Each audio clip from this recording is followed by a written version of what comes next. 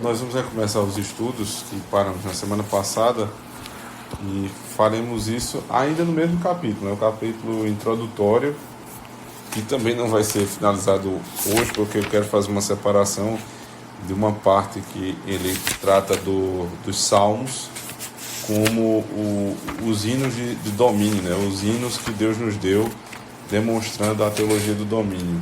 Então eu quero tratar com vocês sobre os salmos na próxima semana, se Deus assim permitir, mas continuar os nossos estudos semana passada, né, dessa questão introdutória a partir do livro de David Chilton, Paraíso Restaurado, falando sobre um assunto muito interessante, ainda mais do ponto de vista das imagens. Vou mostrar aqui para vocês. Eu quero perguntar a vocês. Aqui você tem um homem. Deixa eu mostrar aqui a imagem. Se consigo abrir essa imagem. Basicamente é um homem lendo uma Bíblia. Não sei se dá para vocês verem aqui. Deixa eu ver se ela abre aqui. Está todo mundo vendo? Eu pergunto a vocês, quem é mais espiritual? É esse homem aqui lendo a Bíblia? Ou esse homem aqui, um homem de negócio, fazendo conta, trabalhando? E qual dessas duas imagens aqui? Essa ou essa? Qual é o homem mais espiritual? O que vocês acham? Esse é mais espiritual, né, Vitor? Pelo menos tu tá vendo que tá na Bíblia, né? O outro não dá pra saber, né? Pode ser que ele seja, né, minha? Hã? É o Corão. O que Evinha falou é o senso comum, tá? Que todo mundo acha. Todo mundo vê uma pessoa com a Bíblia na mão, aí diz, tão espiritual, são homem de Deus, né? Anda com a Bíblia debaixo do braço, 24 horas, para cima e para baixo. A Bíblia já pegou o cheiro do suor dele, para dizer outra coisa. E o outro não, o outro é um piedoso, quer saber de ganhar dinheiro, fazer negócio, né? Preocupado com o quê? Para que preocupação? Vale a Bíblia, né? Tem isso, né? Deixa de preocupação, vale a Bíblia. Meu amigo, eu vou ler a Bíblia, mas às vezes você precisa se preocupar com o problema que você tem na frente, né? E usar a Bíblia de outra forma, não é lendo, mas utilizando dos recursos que ela nos dá para resolver os problemas, inclusive da confiança em Deus. Mas o senso comum é exatamente isso aí. O homem espiritual é o homem que vive orando, o homem que vive com a Bíblia debaixo do braço. E o homem carnal é o homem que vive fazendo negócio, comprando e vendendo. Esse aí não tem amor.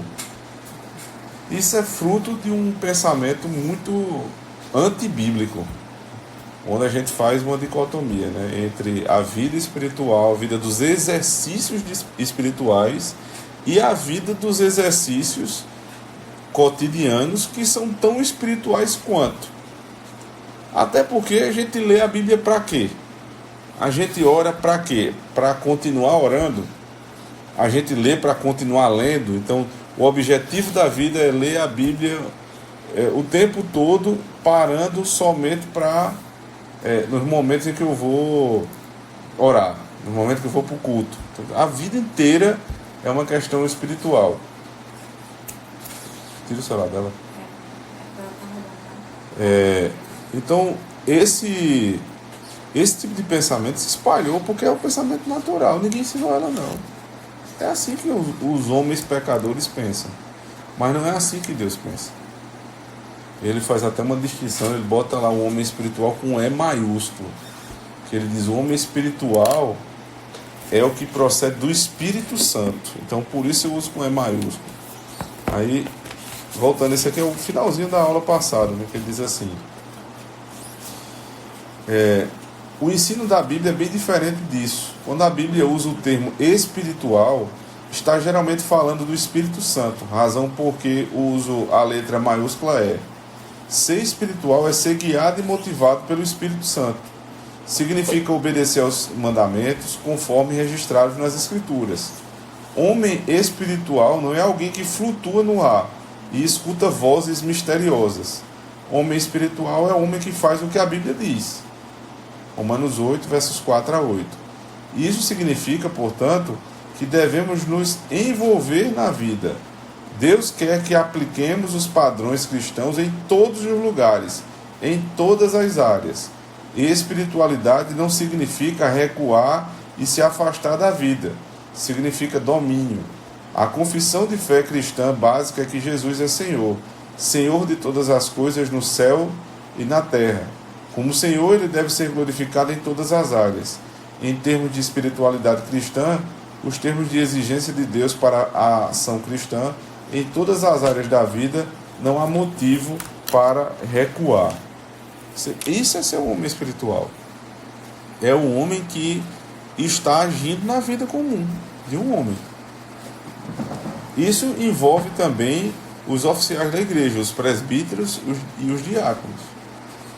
Há uma propensão a que os homens de Deus eles não devem se envolver com negócios desta vida. Aí a pergunta é, vão se envolver com o quê? Né? Vai virar espírita, negócio de outra vida. Tem que ser os negócios dessa vida. Os homens de Deus eles precisam ser exatamente aquilo que nós vimos na aula passada, que o trabalho do homem é desenvolver. Ele precisa desenvolver a cultura. E para o desenvolvimento de cultura, ele é da natureza do homem a construção. Não é à toa que na construção civil é o lugar onde menos se vê mulher. Não é que não tenha, mas se vê muito pouco. Porque a construção é um serviço muito pesado, é muito perigoso. E geralmente quem vai para lá é homem. Não é machismo estrutural, é porque Deus fez o corpo do homem diferente do corpo da mulher. É muito semelhante isso também nas Forças Armadas. É semelhante também em ambientes de grande risco, né? Você tem aquele pessoal que vai fazer serviço em antena, aquelas antenas altíssimas. Geralmente é um homem que está lá. Não é porque não é uma mulher. Porque ele afeta a construção, o desenvolvimento, o risco, o perigo. E a mulher está naturalmente mais reclusa em ambientes mais protegidos. Quem vai para a guerra não é mulher. Olha, se um país bota na guerra mulher antes de botar os homens, é porque esse é um país de homem frouxo. Os países, geralmente, quando estão em guerra, colocam os seus homens. Só vão colocar mulheres quando acabou os homens. Né? Isso nunca aconteceu. Né? Acontece em um momento ou tem algumas mulheres no exército, mas não tomando conta de tudo. Então a espiritualidade, irmãos, ela é para a vida inteira. Não existe um momento em que a gente não é espiritual. Quando a gente está no culto, nós estamos exercendo um trabalho espiritual. Quando a gente está em casa, uma mulher que está lavando a louça, enxugando a louça, aquilo ali é espiritual. Quando o homem sai de casa para negociar, para comprar, para vender, para prestar um serviço, aquilo ali é um trabalho espiritual. É tanto que você é exigido pela mesma lei. A lei que regula o culto é a mesma lei que regula o trabalho. A lei de Deus, os 10 mandamentos. O mandamento em si é diferente, mas a lei é a mesma. O autor da lei é o mesmo. Então, em primeiro lugar, o maior dos problemas que a gente tem hoje, que a gente precisa se livrar, é desse pensamento aí. O homem espiritual é o que está lendo na Bíblia. Esse aqui é o malvadão. Isso está na cabeça da gente. Isso está na cabeça da gente. E tem um outro ponto aí também, né? Que você estava falando de senso comum, mas é senso comum naturalmente por conta até as crianças conseguem perceber que está com a Bíblia, mas é senso comum porque realmente nos nossos dias poucos homens de sucesso são crentes. Por conta do próprio pensamento.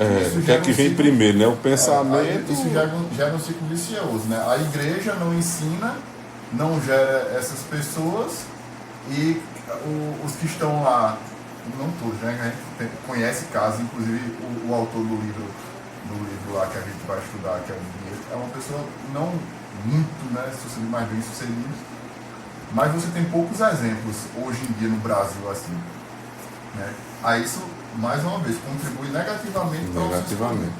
A gente olha para os grandes empresários, a maioria é tudo ímpio. E os que são agora estão virando romano. Aí tem uma leva aí do pessoal que está nas pontas, aí, nas cabeças, que é cristão, evangélico, mas aquele negócio bem neopentecostal, né? Você tem Flávio Augusto, que é o dono do WhatsApp, é um cara bilionário, eles professam que é evangélico, mas assim, você não consegue ver ali, né? Aí tem aquele Tiago Nigro, eu não estava pensando nele, achei o outro Tiago Brunet, que é a espiritualidade bem Pablo Massal, é aquela coisa desigrejada, tudo desigrejado. Eles dizem assim, não vou para a igreja, mas eu sou cristão, eu sou adepto à religião de Cristo, mas eu não sou religioso. Então esses são os exemplos que a gente tem. Mas nem sempre foi assim. Nós tivemos grandes homens de Deus que eram também grandes empresários, grandes benfeitores da sociedade, inclusive na política. Há um grande exemplo na Holanda, que vocês devem já ter ouvido falar do nome dele, Abraham Kuyper. Era um pastor, ministro do Evangelho, reformado, que foi convidado a ser primeiro-ministro da Holanda. Fundou um partido lá. Fundou um partido. Ele é muito lembrado. Até hoje existe estátuas dele lá na Holanda. Porém, não é muito bem lembrado, né? Hoje as estátuas já não são mais motivo de orgulho para os holandeses, porque os holandeses simplesmente se apartaram do Evangelho. Mas ele foi o melhor primeiro-ministro da Holanda. E o que ele mais dizia nas literaturas que ele escreveu é que, ora, se Jesus é o rei de cada centímetro do mundo, é justo que os seus súditos possam dominar o mundo. Se você é filho do rei, você é o quê? Príncipe, né? Não no sentido, na conotação pejorativa, né? É um príncipezinho, mas é porque você é filho do rei. Então, se você é filho do rei, você tem que exercer um certo domínio, sob a jurisdição do rei, claro. Não existe um centímetro do mundo que Jesus Cristo não possa dizer. Exato, que ele não reclame ser um centímetro. Tudo é do Senhor. A gente perdeu essa teologia para trocar pela teologia da derrota. Que a gente não tem nada, a gente não pode ter nada. E todas as vezes que alguém fala em vitória dentro do espectro evangélico, a gente se treme todinho. Porque a maioria não é. Porque vai pensar logo quem é de Macedo, Valdemiro, os pilantras que estão na televisão, né? Silas Malafaia e outros aí. A gente não é nem uma coisa nem outra. Nós não cremos nem na teologia de Silas Malafaia, nem muito menos na teologia da derrota. A gente crê na vitória que está prometida na palavra de Deus, e que os homens e mulheres espirituais vão construir com Cristo. Essa vitória precisa ser motivo das nossas orações. A gente sempre tem feito isso lá em casa, todo dia de manhã, orando pelo trabalho, para que Deus nos faça avançar mais um centímetrozinho ali no reino dele, porque é de pouquinho em pouquinho. Se você olhar, for por exemplo nas praias aqui do Nordeste, João Pessoa um pouco menos, mas ainda se vê lá em Cabedelo a praia muito menor, a faixa de areia lá em Formosa, por exemplo, é praticamente nada. Aconteceu isso também em Natal. Natal teve um engorda agora da praia, deve ter colocado mais de 100 metros lá de areia para fazer engorda. Por que isso está acontecendo? Balneário Camboriú também passou por isso aí. Porque o mar vai avançando. Só que quantos anos o mar avançou até precisar de um trabalho como esse? Mas foram muitas décadas. Que as pessoas que moravam lá percebiam por quê? Porque elas veem todo dia. Então uma coisinha ali que vai aumentando, peraí, mas essa água não vinha até aqui. Quem é de fora, não, deixa de exagero, tá muito longe. Mas o cara tá olhando, tá vindo. Quando ele menos espera, tá dentro da casa dele. O reino de Deus é assim também. Ele tá indo, e os ímpios estão achando que estão tomando conta de tudo. Mas o reino de Deus continua progredindo. Quando eles menos esperarem, a gente está dentro da casa deles. Um fato curioso, pastor, é que geralmente esses grandes empresários, eles seguem o quê? Princípios cristãos. Então, eles estão nesses grandes, assim, em grandes empresas e tudo, mas toda a empresa, ela é orientada por princípios cristãos. Então, você vê aí que Estes grandes empresários, como você está falando, os grandes empreendedores, até os que não se declaram cristãos, eles estão utilizando de verdades universais. Né? Por exemplo, eu vi um hoje, que o cara foi sócio de Silvio Santos. Eu estou assistindo ele todos os dias, várias vezes no dia. Lázaro do Carmo. Não sei se quem já ouviu falar dele. Hoje é um homem de 55 anos, extremamente bem sucedido, né? Cara multimilionário. Foi sócio de Silvio Santos naquela Jequiti, foi o primeiro trabalho que ele teve. Ele pegou uma empresa com 20 milhões de faturamento por ano e entregou com 500 milhões. Então é um cara muito eficiente no que faz. E sempre, apesar de ser extremamente agressivo, né? Ele é muito agressivo, chega assim, até às vezes ser duro, muito duro na fala dele, mas uma coisa que ele diz ele começa a falar do que ele espera do profissional, e sempre são valores cristãos. Honra, hoje ele estava falando sobre não trabalho com gente desonrado. Ele disse, para mim, contrato só serve quando você está lidando com gente ruim. Ele não falou essa palavra, né? Ele falou outra palavra, mas gente ruim. Um dos trabalhos que ele faz hoje, né, ele não trabalha mais como antes, né? Ele foi presidente de várias empresas. Hoje ele não trabalha mais nesse sentido. Ele cansa, né? Ser presidente de uma empresa grande, né, de bilhões, cansa demais. E ele chegou no ponto que ele não precisa mais disso, mas ele participa de conselhos das empresas. Ele é pago para se reunir e ele dá o conselho de onde a empresa deve ir. Esse é um dos trabalhos dele. E o outro é um trabalho de fazer recuperação, não é recuperação judicial, isso aí é um termo jurídico para uma determinada situação da empresa, mas é recuperação financeira quando a empresa está mal. A empresa fatura bem, mas o resultado no final do ano é ruim, e ele é chamado para virar essa situação. Aí ele disse, eu fui contratado por um empresário, o cara estava com menos 30 milhões de resultado, ou seja, estava negativo 30 milhões no final do ano. E o acordo com ele foi o seguinte, 10% é meu. O que eu botar para dentro, eu não quero saber do dinheiro velho, só quero do novo. 10% do que eu tiver resultado é meu. Em 2 anos ele saiu de menos 30 para mais 30. Qual é a conta aí? Quanto é que ele botou de dinheiro novo? 2 anos de situação. Em 2 anos. Menos 30 para mais 30. 60, não é? Se é 10%, o cara devia quanto a ele? 6 milhões. O cara só queria pagar 3 milhões. Sabe por quê? Porque ele disse, não, estava negativo. Aí disse, meu filho, tem 60 milhões no seu bolso. 60 milhões eu botei no seu bolso. Mas Então 6 é meu. O cara quiser dar uma de João sem braço. O né? cara disse... Não, aí ele veio com um argumento mais safado, né, depois. Ele disse, é dinheiro demais. Aí o bicho, isso é dinheiro demais. Eu botei 60 milhões no seu bolso. É muito dinheiro. Eu só quero 6. Aí ele disse, então paga quanto tu quiser aí, mas para tu não trabalho mais não. Com 2 anos, a empresa estava quebrada de novo. 2 anos estava quebrada de novo. Aí ele disse, o cara ligou para ele. Aí ele disse, agora eu só vou por 20%. E contigo eu só faço com contrato. Ou seja, o cara safado não vai de boca. Porque esse é um tipo de relação que o cara faz com ele não é empregado da empresa, né? Não é nada, não tem carteira assinada.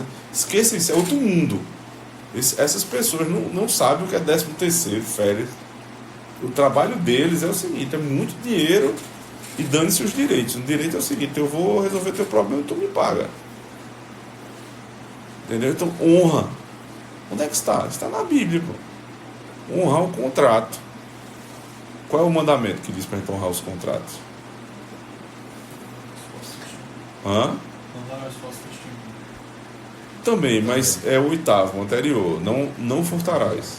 Ele foi roubado, pô. O cara roubou 3 milhões de reais. É muito dinheiro, meu amigo. Dona Marta mesmo passa uns 3 meses para ganhar esse dinheiro, né? Demora. Uns 6, né, Dona Marta? 3 milhões de reais. A gente nunca viu esse dinheiro, não. Na frente, o cara perdeu por safadeza. Ele disse: eu não trabalho com gente safada, que não cumpre o compromisso. Isso é um valor da nossa religião. Que o ímpio está dizendo: na minha empresa não entra. Entendeu? Então, por exemplo, questão de família. Os caras estão atentos à questão de ter família, de ter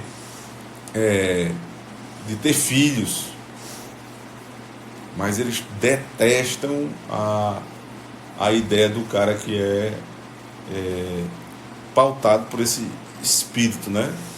Ser elitista. Esse mesmo cara deu um outro exemplo na contratação de um diretor para a empresa que ele era presidente, e ele disse: rapaz, eu fiz terror na cabeça do cara para ver se o cara aguentava. Ele disse: eu cheguei pro cara e disse assim: meu irmão, ó, tu vai trabalhar 2 anos para mim, não tem sábado, tem domingo, tem feriado, não tem dia santo, não tem nada, eu vou encher teu saco, eu vou ligar para tu 11 horas da noite, meia-noite, a hora que eu quiser, que eu precisar, mas em 2 anos tu tá rico. 2 anos. Se não, se tu não quiser, é só avisar, mas vai ser assim. Aí sabe qual foi a resposta do cara? E os direitos trabalhistas? A resposta dele foi melhor ainda. Ele fez: os direitos trabalhistas tu vai conversar com Getúlio Vargas, caba safado. Tu te agarra com aquele pilantra que terminou a vida porque era um fraco, se suicidando, e hoje não tem uma empresa com 40% a mais de funcionário por conta dele. Então tu quer direito trabalhista, tu vai trabalhar com o Getúlio Vargas lá no inferno. Perdeu a vaga. Ele disse: tu acha que eu ia ligar pro cara 11 horas da noite? 11 horas da noite eu tô dormindo, rapaz. Não é isso. Não é que o cara vai ligar. O que é que ele queria? Ele quer saber se o cara tem um espírito, meu amigo. Tu tem um espírito aqui de trabalhar sem frescura. Aí tinha uma menina lá que disse que o currículo dela bem mais fraco. Ela disse: eu vou na hora. Eu vou na hora. Evidentemente, guardadas as muitas proporções com que a gente pensa a respeito de uma mulher, a mulher não deve se dedicar dessa maneira, o homem deve. Em curtos espaços de tempo, um homem tem o direito de fazer isso. Eu vou dizer por quê. Se o homem é soldado do exército e ele precisa ir para uma guerra, ele almoça em casa todo dia? Não. Ele volta para casa todo dia? Não. Porque ele tem um trabalho que exige porque o exército vive em guerra, pô. E existe um período de guerra, certo? Então preste muito bem atenção, existem determinadas profissões, em momentos singulares dessas profissões, que exigem muito do homem. E é justamente por isso que, pensando nisso, Deus organizou a vida de uma forma tal que a mulher possa ficar mais em casa. Ela possa ter mais essa proteção, evidentemente, especialmente quando ela tem filhos pequenos. Por quê? Porque senão o homem não vai conseguir fazer isso. Se não for assim, o mundo não se desenvolve. Então, um homem que vive para o trabalho o tempo todo, a vida inteira, sem ter tempo para a família, ele está negligenciando a casa. Não precisa nem falar. Estou falando para para não restar nenhuma dúvida que é exatamente isso que eu penso, porque é o que a Bíblia diz. Mas existem momentos da vida de um homem que ele precisa chegar para a esposa dele e dizer: minha filha, eu preciso da sua compreensão. Nós estamos passando por um momento aqui. Eu estou dizendo desgraça, que o cara tá. Que a gente só pensa nisso, né? Não estou conseguindo pagar as contas, vou ter que fazer hora extra. Esquece isso, não. Tá tudo sendo pago. Mas o bonde está passando na tua frente. É uma oportunidade. Por exemplo, no teu trabalho de Eric, né? Lá no escritório. Rapaz, negócio lá, demanda louca. Tem que chegar para Sibeli e dizer: Sibeli, ó, eu tenho um projeto aqui que eu preciso, em tantos meses, colocar para rodar. E eu colocando para rodar, vou botar uma pessoa para me ajudar. Enquanto eu não puder, eu vou precisar ter tantas horas de trabalho por dia. Isso aqui é para resolver o problema da nossa vida. São conversas sérias, maduras, que um homem precisa ter com a esposa dele. Não pode fazer isso a vida toda, mas existem momentos do desequilíbrio. Existe nesse negócio de a vida inteira equilibrada, é a vida inteira de concurso público. Concurso público é que a vida inteira é equilibrada. Quem pretende, né, dominar a terra, vai ter momentos que ele precisa dar um gás total em um período de tempo para que ele possa construir. Certo? A esposa nunca. A mulher nunca. A mulher nunca pode fazer isso. Em momento nenhum a mulher pode dizer: não, eu vou falar para o marido dela, né? Que foi a resposta dessa mulher. O que é bonito da parte dela? É ter mais coragem do que o macho. Não é? Por outro lado, é uma coragem fora da realidade dela. Não deveria fazer isso, não poderia fazer isso. Mas os homens que deveriam fazer, a resposta do cara foi terrível. O cara não disse assim: bicho, mas eu precisava pelo menos de um final de semana com minha família. Foi o que ele disse: eu quero as leis trabalhistas. Então dane-se você e Getúlio Vargas. Não é assim que se constrói. Trabalhando pouco se constrói pouco. Trabalhando muito se constrói muito. É assim. Trabalhar muito e construir pouco ainda. E ainda por cima é possível você trabalhar muito e construir pouco. Aí é coisa de burro, né? Burro é que trabalha muito e não ganha nada. Mas a pessoa que tem inteligência no lugar trabalha muito para ganhar muito. E o ganhar muito, como a gente viu na primeira aula, a mentalidade, voltando para a mentalidade da nossa época, é o seguinte, principalmente no Brasil.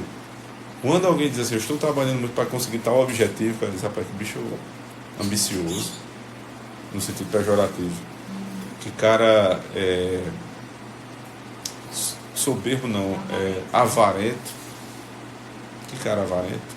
Mas eu queria lembrar vocês da rodinha que faz o mundo girar. Fulaninho abriu um CNPJ, um MEI. Aí aquele MEI ele gera R$8.000 por mês. Ele pode, né, faturar R$8.000 por mês. Mas o MEI já pode ter quantos funcionários? Um funcionário. Aí ele pega um funcionário e ele botou. Aí mudou. Ele que não tinha renda agora tem. E agora um que não tinha emprego agora tem. Aí ele que não tinha renda passou a ter uma renda de R$8.000, né, faturamento de R$8.000. Ele vai começar a consumir mais no mercado, a comprar mais na farmácia, a visitar mais parques, consequentemente girar a área de lazer. E o coitadinho do funcionário dele, que vai ganhar um salário mínimo, né, porque é MEI, também vai começar a ter acesso a coisas que ele não tinha. E isso vai gerar na economia a necessidade de outras pessoas oferecerem produtos e serviços para essa riqueza que foi gerada. Você percebe que é diferente de quando um novo cargo público é colocado à disposição? Porque um novo cargo público colocado à disposição, ele não gera riqueza. Ele não produz riqueza. Ele toma. Ele toma. Então ele não faz mover essa roda. Eu disse: não, mas o cara que ganha R$10.000 lá no concurso público, ele não vai gerar riqueza na economia? Não, ele vai gerar o consumo certo? Só que todo mundo vai devolver para ele. Então roda a roda para devolver para ele. Vai ter que pagar o salário dele. Mas quando é que se gera riqueza? Quando você tem um problema e alguém soluciona. Aí esta pessoa ela troca a solução do teu problema por dinheiro. Não é assim? Eu tenho um problema. E o problema é o quê? Eu estou com dor de cabeça. Aí tem fulano que desenvolveu o Dorflex. Ele vende o Dorflex para a fórmula para o fabricante fabrica, vende para o distribuidor para a farmácia vende para mim. Então, a solução do problema, que é dor de cabeça, passou por várias mãos e resolveu outros problemas de muitas outras pessoas. É uma engrenagem perfeita a economia. É uma coisa linda de se ver quando ela é deixada ao bel prazer da sua própria regulação. Agora, não uma regulação tal que não tenha critério nenhum, que a gente começou dizendo que os grandes empresários de hoje em dia, eles têm muitos critérios, eles tomam os critérios cristãos como critérios da empresa dele. Então, o homem espiritual, ele pensa assim. Ele está sempre observando como as coisas funcionam. E às vezes tem até um ímpio que está tendo a cabeça mais espiritual do que a cabeça dos crentes. Houve um período aqui em Campinas, logo que eu me converti, uma igreja presbiteriana, que na época estava muito pentecostalizada, e eu fui para a reunião de oração na casa do meu irmão, o cara tinha acabado de comprar. Foi quando começou a ter financiamento de 60 meses. Teve um período que estabilizou bem a economia, e o pessoal começou a comprar carro de 60 meses. E ele estava lá com um paliozinho novo, zerado. Eu, poxa, o cara tinha uma serigrafia de nada, e de uma hora para outra comprou um carro zero. Eu disse, mas como foi isso aí, bicho? Tu comprou um carro zero? Foi. Crédito estava muito fácil na época. Aí ele disse, fui lá na reunião, não sei, irmã não sei quem, e ela disse que eu ia prosperar. E eu confiei na palavra e comprei o carro. Eu disse, mas é mesmo, prosperar logo. Eu acho que o irmão não entendeu que é prosperar, não é fazer dívida, pô. Prosperar é ganhar dinheiro e depois gasta. Não durou 6 meses, não. Eu não sei, não me lembro quantas parcelas ele pagou. Teve que devolver o carro para o banco. É evidente, pô. Isso não é espiritualidade. Isso é loucura. É pura loucura. E eu não estou mais no meio. Mas vocês duvidam que tem muita gente fazendo exatamente a mesma coisa hoje? A mesma coisa. Então, eu passei por uma situação dessa, né? Fortaleza, um vizinho nosso que se tornava a noite por dia neopentecostais e foram aconselhar a gente ir para a igreja deles porque a gente não conseguia usar o Corsa 97. Do Corsa 97. Meu carro é um Corsa 97. É difícil mesmo, né? E aí eles tinham já, cada um estava com Honda Civic, um carro assim maravilhoso e tal. E aí pouco tempo antes soube, né, que o corpo tomou o carro, eles ficaram a pé. E a senhora lá, né? A senhora passou na frente do mandando com poça. Chegamos a, né, dar carona assim, muitas vezes, mas é essa situação, o pessoal tem ideia totalmente loucura, pura loucura. Então o grande primeiro erro que ele aponta aqui dos crentes é esse, é você ter uma visão equivocada da espiritualidade. Não é isso. E a segunda é a heresia da derrota, que é a escatologia, né, a doutrina dos últimos dias, que diz que tudo está piorando. E, na verdade, quanto pior, melhor. A escatologia, que diz que tudo tem que piorar para Jesus vir, não é a escatologia bíblica, em primeiro lugar. E o que ela está dizendo é que quanto pior, melhor. Porque é mais próximo de Jesus. Ele até diz um negócio engraçado. Ele diz, não, então, quanto pior, melhor, vocês não deveriam estar dizendo que Jesus está chegando, mas que o anticristo está chegando. Se as coisas estão piorando, quem está reinando é o anticristo, não é Cristo. Se ele estivesse reinando, as coisas estariam melhorando. E uma outra asseveração que ele faz aqui é o espiritual, eu vou dizer exatamente nas palavras dele. Ele diz assim, a escatologia da derrota está errada.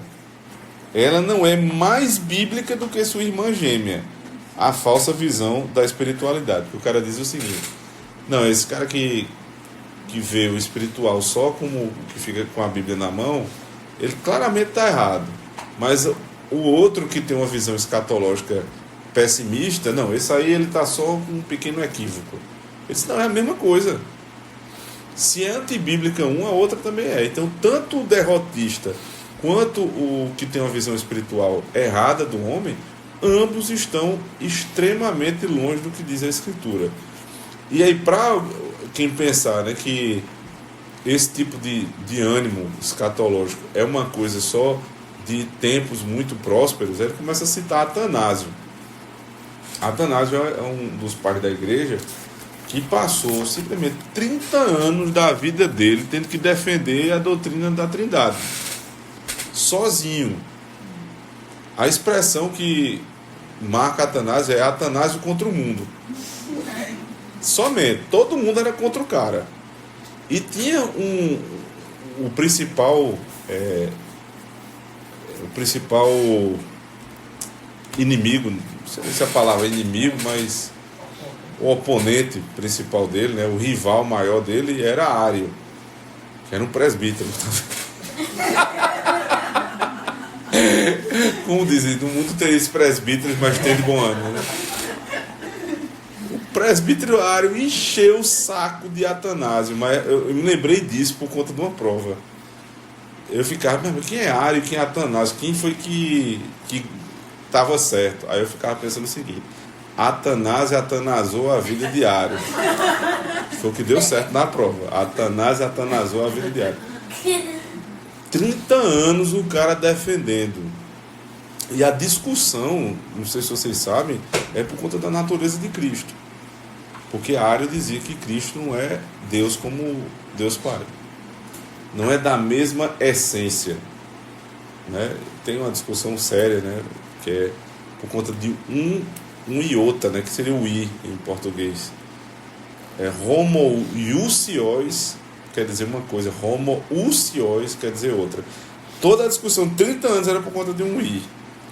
Mas isso mudava completamente a natureza de Cristo. Um era Deus e o outro era um semideus, né? Ele foi gerado por Deus, então ele não era Deus. Não tem a mesma essência. Atanásio ganhou. Esse cara, que tinha um mundo contra ele, tem textos aí citados no livro, era um cara de escatologia extremamente otimista. E aí, irmãos, é exatamente o contrário. Quando alguém diz assim, vocês ficam falando aí de pós-milenismo, porque vocês têm uma condição financeira, de certa forma, tem uma condição de vida diferenciada. Todo mundo mora num lugar que tem uma certa estrutura, que não falta comida na casa de ninguém. Eu queria ver se você morasse lá na favela, se você vinha com uma conversa dessa. Ora, mas não é o contrário, não? Justamente o cara da favela que tem que ter mais encorajamento para sair daquilo ali, não é justamente melhor para ele que ele tem uma escatologia otimista?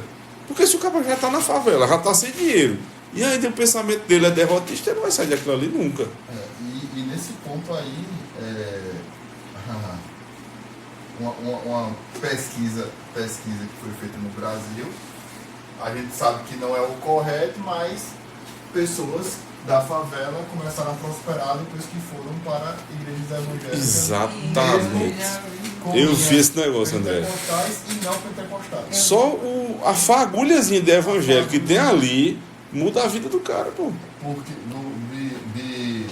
primeiro a ordem, né, que é aquilo que você estava falando, né? Primeiro tem a salvação. Né? A salvação implica já em uma ordem na vida da pessoa. Exato. Imagina que o cara... Aquela música de Asa de Águia faz sentido, né? Eu era um bêbado, vivia drogado. Encontrei Jesus. Mudou, pô. Mudou. É uma teologia muito pobre, mas é a grande verdade. Mas já começou. Muito cara era... Na bebida, na prostituição. Exato. O cara... Mas a quantidade de dinheiro que ele gastava de cachaça. O cara ganha um salário mínimo.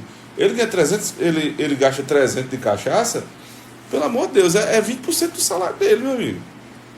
Ele já tem 20% de cara, né? Deixa que ele não venha aqui para a igreja. Mas tem 20% de cara.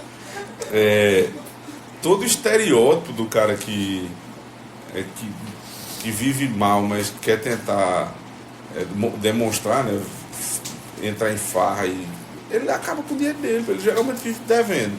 Ele já não está mais devendo. Aí a família dele, que era uma desgraça, a mulher agora começa a confiar mais no marido. Ela começa a cuidar mais da casa. Ela tem mais preocupação com a educação dos filhos. Então uma coisa vai puxando a outra. Ele começa a ser um mais trabalhador. Aí ele tem um emprego, o patrão dele diz, poxa, esse cara mudou, pô. Ele tá, agora não falta mais na segunda-feira, trabalhando certinho, vou promover. E aí os crentes, o cara neopentecostal, começa a subir de vida por conta da fagulha do evangelho que sobrou ainda ali. Imagina um cara com a teologia correta. Imagina com a teologia correta. Então não tem para onde. Só existe uma forma de mudar a sociedade, é a partir do evangelho. Né? A gente é totalmente contra o que esses grandes empresários ditos cristãos, eles defendem, que é um cristianismo sem igreja. Isso está errado. É na igreja que a gente é cristão. É com a igreja que a gente aprende a ser cristão. Agora, a partir dela, a gente começa a mudar a vida. Né? E a igreja não é um ponto para fazer rede de contatos, né? Não é isso. É porque você é estimulado a crescer. A igreja nos dá isso. Todavia, essas coisas que a gente está falando aqui, elas só fazem sentido, elas só serão verdadeiramente cristãs se elas não é o fato só de ser otimista. Porque tem muita gente que não é crente e é otimista. Né? Zé de Camargo e Luciano são muito otimistas. Eles cantam, vai dar tudo certo. Mas Luciano agora... Agora Luciano uma nova visão dessa, uma releitura dessa música. E agora ele é crente. Eles cantavam isso, vai dar tudo certo, todo mundo fala isso aí. Um monte de show de ímpio hoje começa ou cantando um hino, ou então dizendo que, falando sobre Deus. Isso não tem fundamento nenhum. Agora, quando é que essas coisas passam a ter fundamento? Quando tudo que a gente faz é com vistas à eternidade. Certo? Quando o teu emprego, quando a tua empresa, quando os teus negócios, quando tudo que tu faz, os teus investimentos, tem finalidades eternas. Aí é totalmente diferente do ímpio fazendo as mesmas coisas que o santo está fazendo. Deixa eu dizer por quê. Ele cita aqui, como exemplo, a diferença das construções. Vinha, solte isso aí da sua tia, agora. Ele fala sobre construções. A distinção entre as construções da nossa época e as construções de antigamente. Eu vou ler porque as palavras dele são muito precisas. Né? Diz assim, por exemplo, pense nas grandes catedrais da Europa e compare-as com as construções das igrejas de hoje. Aquelas antigas catedrais, magníficas obras de arte, construídas ao longo de décadas e por vezes gerações, foram construídas para durar séculos e têm durado isso tudo. Mas as igrejas evangélicas modernas geralmente são construídas para durarem no máximo uma geração. Não esperamos ficar aqui tempo suficiente para fazer bastante uso delas. E, por certo, não esperamos que nossos bisnetos adorem nelas. Nem tampouco esperamos ter bisnetos. Ou seja, esse pensamento derrotista é tão miserável que isso é demonstrado até no tipo de construção que a gente faz hoje. Olha para... Talvez vocês só venham na mente igreja romana, né? Como um prédio bonito. Mas alguém aqui já foi na Catedral Presbiteriana do Rio? Não, mas eu já vi Eu não entrei, né? Mas eu já... Passei na frente.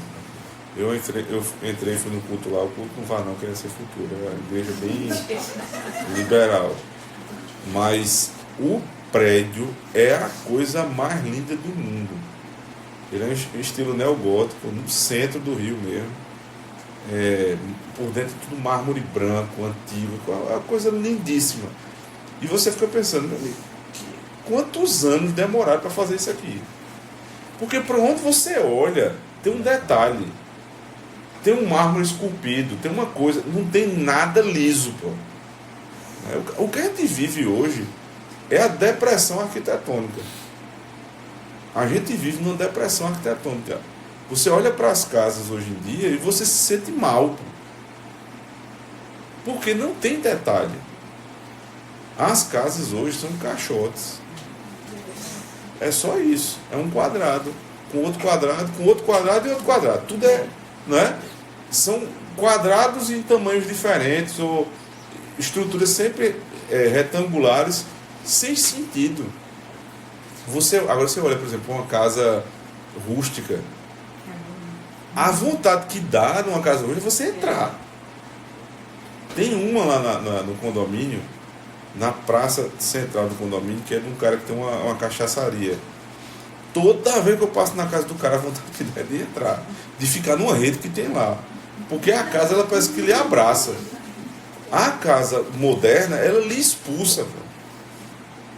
Os móveis antigos eram bem mais bonitos, bem mais Trabalhado. Tudo era trabalhado. Por quê? Porque você ia deixar para o seu filho, depois para o seu neto.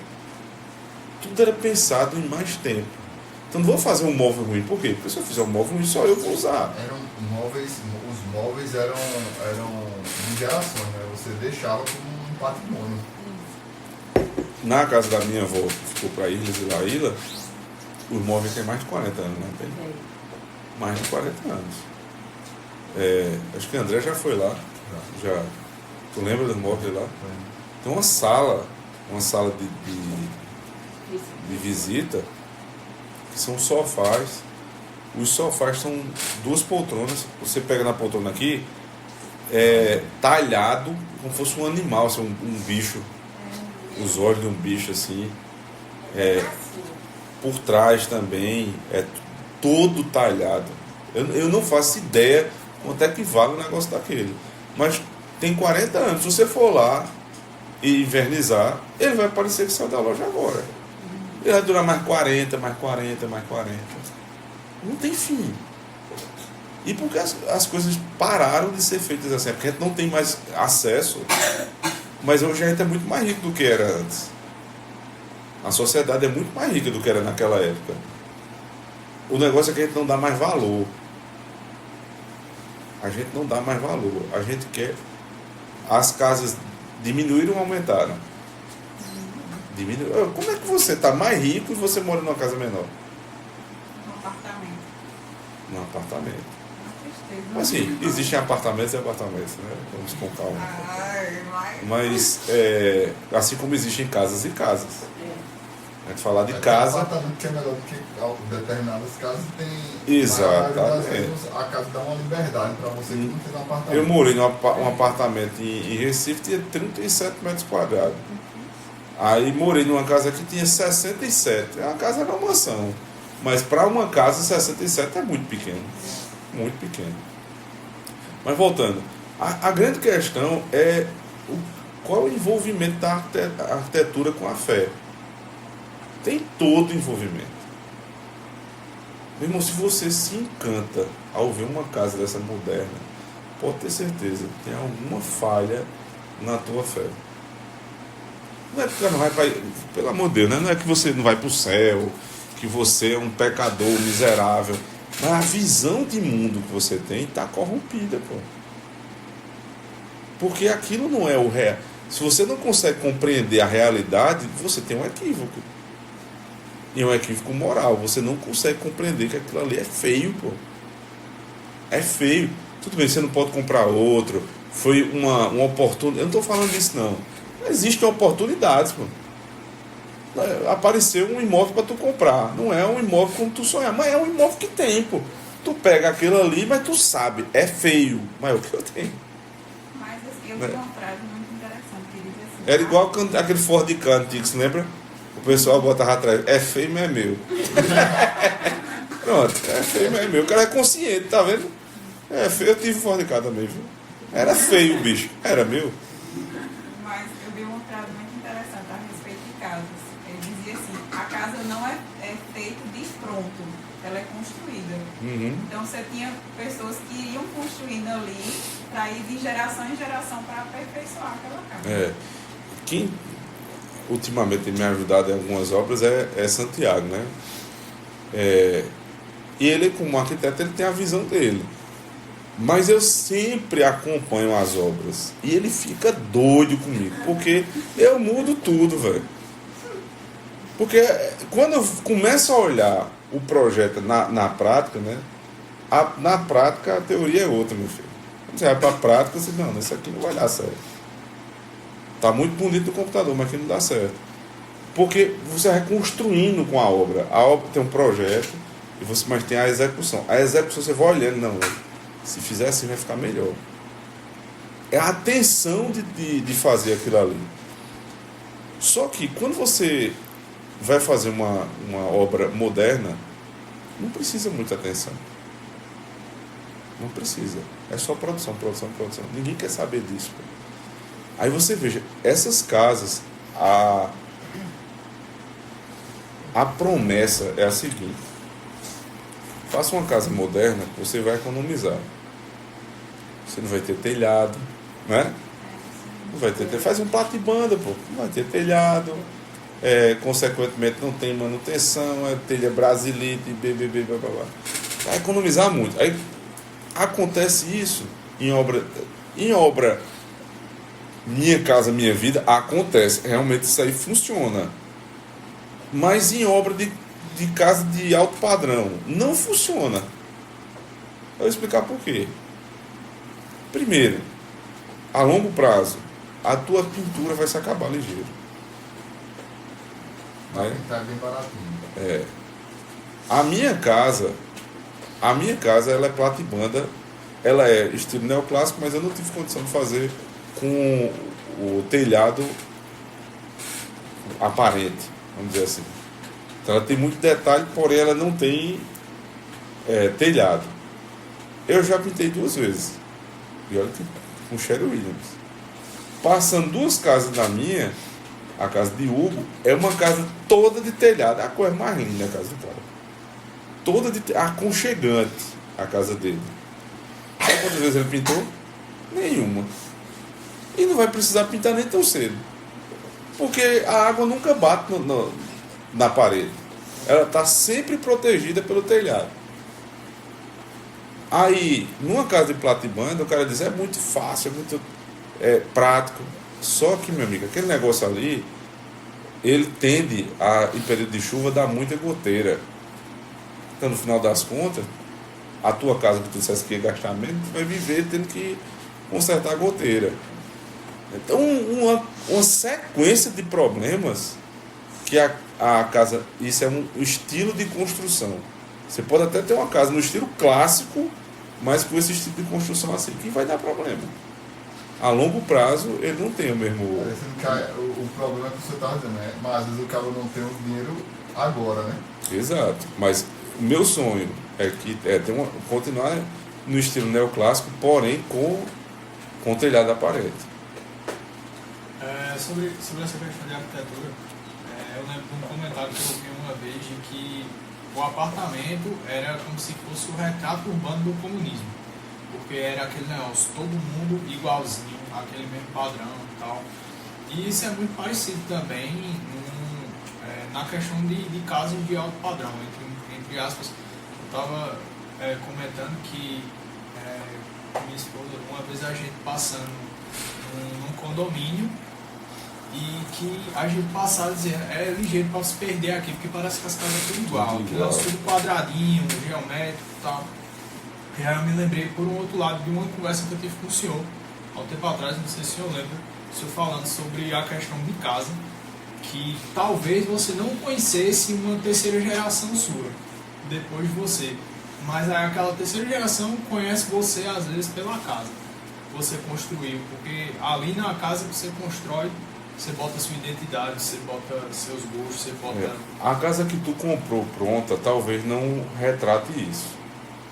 Porque, como eu falei, pode ser uma oportunidade de você ter comprado a casa que dava. Mas a casa que tu construiu, essa diz muito sobre tu. Se bater o olho numa casa, você tem que imaginar a cabeça do cara. Pô. Porque reflete isso. Repetir, não é 100% das vezes. Mas quando você teve a oportunidade de construir uma casa e construir daquele jeito, ela está refletindo o estilo de vida, os pensamentos, tudo. Né? No mínimo, pode refletir que você é desleixado com o amparo também. Bicho, Qualquer coisa aí. qualquer coisa séria. Já vai Eu não me dizer lembro se foi Rafael, meu primo, ou se foi o próprio Santiago. Que eu perguntei assim, por que vocês não fazem mais casas neoclássicas, e outros estilos, né, que eu acho muito bonito, casas estilo grego, toscano. Ele disse, rapaz, é porque pouca gente quer se envolver com a fachada da casa. O pessoal não está nem aí, eles querem a divisão da casa, como eles vão morar dentro, mas ninguém se preocupa com a imagem. Apenas utilitarista. O cara não. Ele disse, olha, eu mostro a fachada da casa, no máximo ele vai dizer, tire isso, bota aquilo. Mas sempre vai ser quadrado. Sempre vai ser quadrado. Ninguém se importa muito com isso. Agora dentro de casa, que é onde eu vou usar, que é tudo utilitarista. A gente não tem mais a percepção de fazer as coisas pela beleza. É só funcional. Aí, para poder gerar algum tipo de ambiente familiar, o que é que o pessoal faz? Mesmo de revestimento caríssimo, pedras caríssimas e planta caríssima, que é para o negócio ficar mais humanizado. Porque senão pode botar o nome doutor fulano de tal e atender dentro que é uma clínica. Não é não? É uma clínica, pô. E isso, a última parte que eu vou dizer hoje, isto não está muito longe da gente. O meu condomínio tem 25 anos, se eu não me engano. É alguma coisa em torno disso aí. E você olha lá e depois vai no vizinho. Eu fiz uma visita ao condomínio de vizinho ontem. Irmão, é completamente diferente. Não é? Caixa. Só tem caixa. Porque é o que acabou de inaugurar. É o pensamento vigente da época. Tudo bem, eu sei que há uma, assim, para não ser injusto, há uma distinção também de renda entre os dois. Mas não tem ninguém que botasse nem que se fosse um telhadinho. Vá nos outros. Pronto, vai para o Alphaville. Vai para o Alphaville, vai para o Sierra, que não tem limite ali de gasto, o pessoal bota rasgando mesmo. As casas mais bonitas que eu acho é uma neoclássica lindíssima de um empresário aqui de Campinas. E, se eu não me engano, tem uma rústica lá muito bonita. O resto é tudo assim. É tudo caríssimo, mas um caixotão. A diferença é essa. Não é um caixotinho, um caixotão. Prestem atenção, irmãos, a partir de hoje, vai encerrar agora. No que vocês fazem. Quando vocês fazem, se vocês só se preocupam com a utilidade. É um problema isso. Se a gente não pensa nada em fazer uma coisa bela, bonita, cuidadosa. Você vê móveis antigos que são talhados, você vê casas antigas que são muito bem pensadas, tem um monte de detalhezinho. Por que aquilo? Porque as pessoas se preocupavam com a beleza. Qual é, por outro lado, qual é o resultado disso? Qual é a ação que a gente tem? Você morar num canto que só tem... Você imagina, você mora na favela. Você tem prazer de botar a cara do lado de fora. Você vai passando num lugar feio. Você vai entrando ali em Recife. Né? Aquela região de Paulista, Abreu Lima. Abreu Lima ainda é um negócio menos ruim. Agora, Paulista é Mad Max. Acabou o mundo. Pronto. Não é toda a cidade, claro, evidentemente. Mas existem lugares lá que você rapaz, dá uma angústia na pessoa. Dá um negócio ruim. Cidade como João Pessoa tem muito menos isso. Você vê mais ordem. Campina tem mais ordem, mas tem lugar que a gente passa aqui que é muito feio. Prestem atenção no sentimento que dá em vocês. Quando vocês passam num lugar que tem uma vista bonita e depois num lugar que é uma vista horrível. Isso, ao longo do tempo, vai criando na gente ou sentimentos bons ou sentimentos ruins. Pode ter certeza disso. Então, ter cuidado nas nossas construções, em tudo aquilo que a gente faz, ter a beleza como um aspecto importante, é uma coisa a gente repensar. Né? Fazer coisas para a eternidade, ou pelo menos pensando nisso. Olha, eu vou fazer isso aqui para quê? Para deixar para os meus filhos. Qual é o pensamento de hoje? Meu filho que se vire. Eu vou torrar tudo. Eu vou pegar o dinheiro, eu vou torrar tudo, ele que se vire. Não tem o espírito da hereditariedade. Que colocam isso espiritualmente com E minúsculo, que é tipo assim, eu vou ensinar a eles construírem um deles. Se eles não conseguirem, que eu já estou dando, se eles não conseguirem, do meu não vai tocar. Pois é. Que uma coisa não. É um rompimento geracional, né? Você tem a vida cristã que ela está mais ligada com uma corrida de, como é que chama? De revezamento. Uma corrida de revezamento. Um corre até um determinado ponto, passa o bastão para o outro. O cara que veio antes de tu, se ele foi muito rápido, ele te ajudou. Só vai continuar. Mas se ele foi muito ruim, tu vai ter que fazer o teu e fazer o dele. É isso que é a vida cristã. A vida cristã é eu correr o máximo que eu puder para entregar a ela, certo? O melhor possível. E ela vai fazer o mesmo pelos filhos dela e assim por diante. Aquele livro Quem Controla a Escola do Governo Mundo, ele usa essa figura e usa uma figura, resumidamente, que a história é boa lá, né? De uma escola que mantinha uma reserva florestal, um pedaço de uma reserva florestal lá, só com um determinado tipo de árvore. E ia passando de geração em geração, só dizendo assim, ó, tem que cuidar porque é da escola e a escola uma hora vai precisar. E aí era a parte lá do refeitório, era com essas madeiras. E essas madeiras, sei lá, depois de 50 anos, não sei quantos anos eram lá pelo livro, eles têm um tipo de praga que faz com que elas fiquem inviáveis. E para as madeiras serem utilizadas, as árvores têm que ter, sei lá, 100 anos, não sei quantos anos. E aí quando deu o problema, que todo mundo falou assim, e agora, o que é que eu vou fazer? Aí disse, não, tem um lugar que foi plantado numa reserva que tem as árvores prontas para fazer toda a troca aqui. Ou seja, lá atrás, o pessoal plantou árvores que provavelmente a geração deles não ia usar, a próxima geração não usar, mas a terceira geração usou. Exatamente. Então é uma coisa que a gente precisa pensar nas próximas gerações, na igreja, pensar nas próximas lideranças da igreja, quem vão ser os próximos pastores, os presbíteros, os diáconos, porque quando a gente menos esperar, os que estão hoje não estarão mais, não vai ter mais condição de continuar, né? Porque todo mundo tem um prazo de validade, né? Então pensemos nisso também. A nossa escatologia é para a gente sempre estar ligado com a próxima geração. Vamos orar?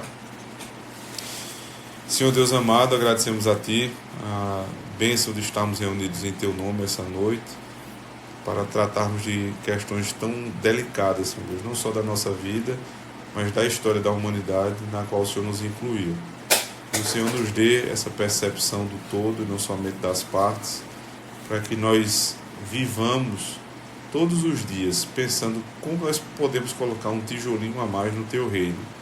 Que nos livremos desses pensamentos derrotistas, desgraçados, e também, por outro lado, não abracemos as teologias de vitória que não estão baseadas na Tua palavra, mas estejamos sempre prontos para Te servir, fazendo a Tua vontade, sendo homens e mulheres espirituais que fazem da Tua lei o guia da nossa vida. Ajuda-nos em tudo isso, nos leva de volta para casa em paz, no poder de Cristo nosso Senhor. Amém. Amém.